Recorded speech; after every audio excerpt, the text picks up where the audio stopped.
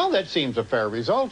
However, what we're concerned with tonight is whether or not it's possible for James to perceive an aura through obstacles. And to determine that, we've agreed upon the following experiment. Would you step over here with me, James, please? Certainly. We're now going to reveal to our audience here in the studio the 5 volunteers behind the screen. Now, each one is standing beneath a letter, A, B, C, D, and E. Now, James, can you see all the auras through this screen here? Yes. You can. I'm now going to ask someone at random to step from behind the screen. I have the names here in my pocket. First of all, will John step around from behind the screen? James, can you still see his aura around his body? Yes. And which position did John come from, do you believe? C. From C? John, would you step into the position C, please? James, if, as you claim, you can see auras through the screen, John should now be standing in the same position as he was when he was behind the screen. Is that correct? Yes. Now, will Helen please come forward? Helen will step out from behind the screen. Now, James, from what position did Helen come? D. From D. Helen, will you step into position D, please? Can I now ask Andrew to come forward, please? Andrew is the 3rd person from behind the screen. There he is, and there are only 3 spaces left. Which one do you think he belongs in? A.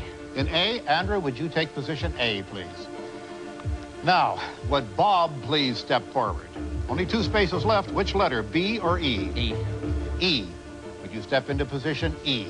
And finally, would Danny step forward, please? Of course, there's no choice about which letter James thinks you are, so Danny, you'll take up position B, am I correct? Okay, fine. Just a moment ago, these 5 persons were standing behind the screen. James, if you have them all in the correct order, it will be good evidence that you can see auras through screens, as you have a less than 1% chance of matching all of these 5 correctly by chance alone, just by guesswork. By chance alone, you should get, the expectation is, one of them correct, if it's only chance. Let's see if James managed to beat the odds. To these 5 people, I ask, please reveal which position you were originally standing in by showing us, I think it's inside your hat, isn't it? Take them off and let's see. C, B, D, A, and E. So out of this, we obtained 2 correct. All right. So, James, you got 2 out of 5 correct, and I take my hat off to you for trying. Would your volunteers please go back to the correct positions in which they actually belong? Take your correct positions, and those 3 move into different spots.